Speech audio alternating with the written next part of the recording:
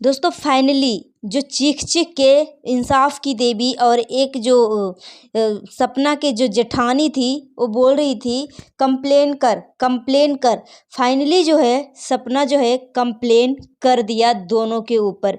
अब यहाँ पे एक जो हल्का मैडम है वो चीख चीख के चिल्ला रही थी कि तू जितना कंप्लेन करना चाहती है, जितना तू अरेस्ट वारंट निकालना चाहती है, तू निकाल मेरे खिलाफ, मैं सबको देख लूँगी।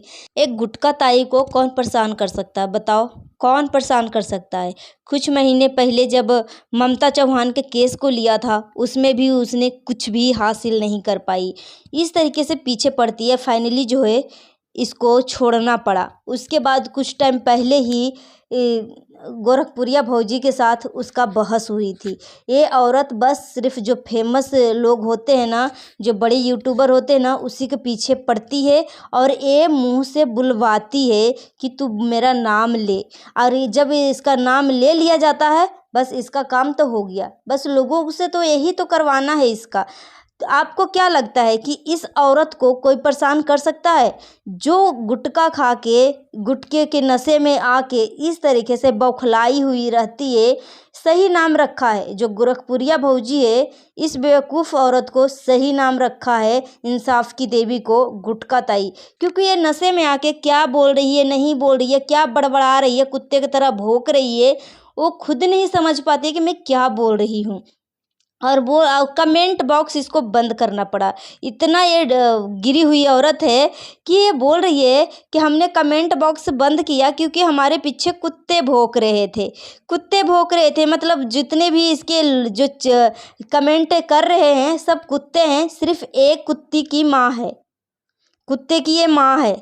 दूसरे को तुम कुत्ता बोलते हुए तुम्हें शर्म नहीं आता है? जब कोई बोले तो तुझे कैसा लगे?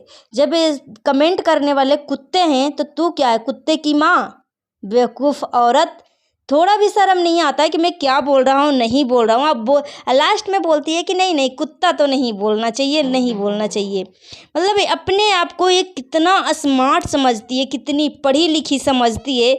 मतलब दूसरा तो अनपढ़ गब्बार है, कोई चीज़ का नॉलेज नहीं है। और ये बोल रही है ना कि मेरा मैटर है, मैं जानूंगी। तुम सब क्यों वीडियो बना रही हो? तुम्हारा कौन है? राजू भैया से कौन तुम्हारा पेच लड़ा हुआ था? एक हद होती कि चलो भाई एक इंसाफ के लिए ये बंदी जो है लड़ रही है, हल्का ताई लड़ रही है। मगर यहाँ पे जो है उस परिवार के ऊपर इस कदर हाथ धो के पीछे पड़ गई कि इसका लिमिट ही एकदम बहुत ज़्यादा हो गया। जो बोलते हैं ना कि पानी सर से ऊपर आना, इस कदर से बौखला गई है।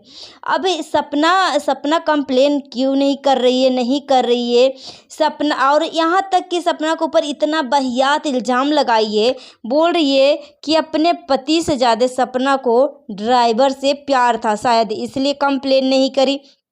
कुछ तो शर्म कर ले। तू है कौन सपना के ऊपर गलत बोलने वाली? तू है कौन? तू कौन सा रिश्तेदार है? तू तो कुछ भी नहीं है। मगर तुम्हारा हक कैसे है?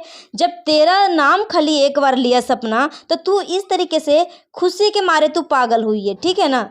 तू खुशी के मारे इतना पागल हो गई है कि तू और हाथ मीज मीज के एकदम इतना बोल रही है कि चलो कम से कम सपना मेरा नाम तो लिया, अब व्यूज और आएंगे, सब्सक्राइबर और बढ़ेंगे, डॉलर और छापूंगी। इस तरीके से तू बौखला गई है बेवकूफ़ औरत। और इंसाफ की बातें कर रही है। तू 6 महीने से राजू भैया का तू इंसाफ का कंप्लेंट डाल रखी है, मगर अभी तक तू कोई भी कंप्लेंट का डॉक्यूमेंट नहीं दिखाई है और कोई भी तू सबूत नहीं सामने लाई है। सपना जो है तुम्हें खुलकर चैलेंज करी थी कि दिखा, तेरे पास अगर कुछ सबूत है तो तू दिखा। मगर तेरे पास तो कुछ होगा ही नहीं तो तू दिखाएगी क्या? और ये जो टकली मैडम है ना, ये सपना के जेठानी के ऊपर जो खरबूजे जैसे जो शक्ल लेके बैठी है रेखा, उसके कहने के ऊपर इतना ये बेवकूफ़ औरत कूद रही है दूसरे के कहने के ऊपर।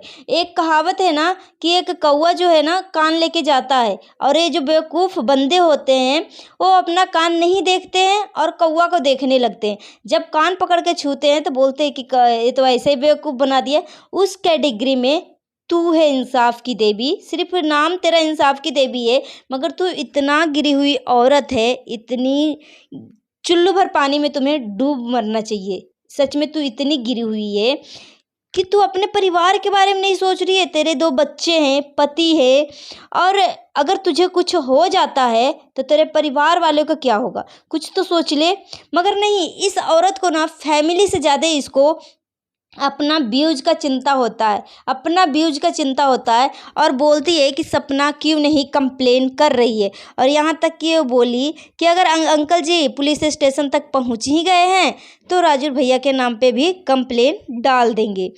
तो बेवकूफ़ औरत किस लिए सपना ने कंप्लेन कर रही है, नहीं कर पा रही है, इसके पीछे भी कोई लॉजिक होगा। कोई भी इंसान इस तरीके से इतना बड़ा घटना को घटते हुए नहीं देख सकता, ठीक है ना।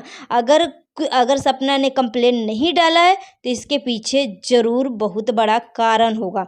अगर तुम्हारे कहने के बाद अगर सपना डाल देती है कंप्लेन और सपना के ऊपर घर से बाहर निकलते ही या घर के ऊपर हमला होता है तो तू इसका सुरक्षा का लेगी? तू पहरा तू लेगी? अगर सपना के परिवार में किसी को नुकसान हो जाता है, वो कंप्लेन डाल देती है, तो तू अपना बेटा दे सकती है?